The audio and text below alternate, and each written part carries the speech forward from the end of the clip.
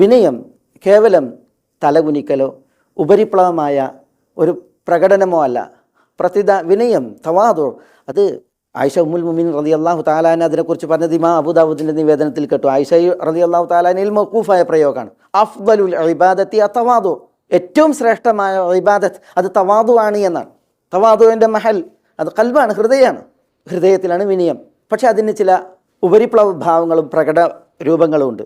ഇബ്നു മസ്ഊദ് റളിയല്ലാഹു അൻഹു എന്നുള്ള ഹദീസിൽ നമ്മൾ കേട്ടു, തവാദു എന്നാൽ അതിൻ്റെ അടയാളം അൻ തബ്ദഅ ബിസ്സലാമി അലാ മൻ ലഖീത്.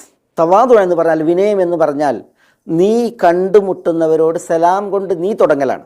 കണ്ടുമുട്ടുന്നവൻ വലിയവനാകാം, ചെറിയവനാകാം, പണക്കാരനാകാം, പണിക്കാരനാവാം, പരിചയമുള്ളവനാകാം, പരിചയമില്ലാത്തവനാകാം. നീ സലാം കൊണ്ട് തുടങ്ങുന്നുവോ അതാണ് നിന്നിൽ വിനയമുണ്ട് എന്നതിൻ്റെ ലക്ഷണം. അതാണ് ഇബ്നു മസ്ഊദ് റളിയല്ലാഹു തആല അൻഹു പറഞ്ഞത്. ഹസൻ ബസരിയെ നമ്മൾ കേട്ടു, പലരെയും നമ്മൾ കേട്ടു പല വിഷയങ്ങളിൽ.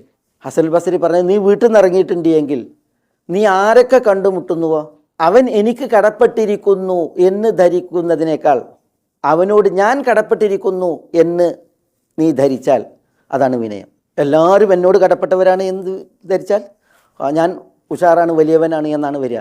അതേസമയം ഞാൻ എല്ലാവരോടും കടപ്പെട്ടവനാണ് എന്ന് പറഞ്ഞാൽ എന്താ, ഞാൻ എല്ലാവരേക്കാളും പരിമിതിയുള്ളവൻ, പോരായ്മയുള്ളവൻ, എല്ലാവർക്കും ഞാൻ അവകാശങ്ങൾ വകവെക്കാനും നൽകാനുമുള്ളവൻ, എല്ലാവരും എന്നേക്കാൾ മുകളിൽ, ഞാൻ എല്ലാവരെയും താഴെ എന്ന ഒരു വായനയിൽ നീ വീട്ടിൽ നിന്ന് ഇറങ്ങി വീട്ടിലേക്ക് തിരിച്ചു വരുന്നത് വരെ ആരൊക്കെ കണ്ട അവരോടൊക്കെ ഈ നിലപാടുണ്ടെങ്കിൽ അതാണ് തവാദു എന്ന് പറയുകയാണ്. വിനയം അതാണ് നമുക്ക് സത്യം പുൽകാൻ, ജ്ഞാനം ഉൾക്കൊള്ളാൻ കരണീയമായിട്ടുള്ള സ്വഭാവം. വിനയുണ്ടോ സത്യം വന്നോ അത് സ്വീകരിക്കും. വിശ്വാസവും വിജ്ഞാനവും ഉൾക്കൊള്ളാൻ അവസരങ്ങൾ തരപ്പെടുത്തും. അതേപോലെ വിനയുണ്ടോ പടപ്പുകളോട് മാന്യമായി ഭവ്യമായിട്ട് പെരുമാറും.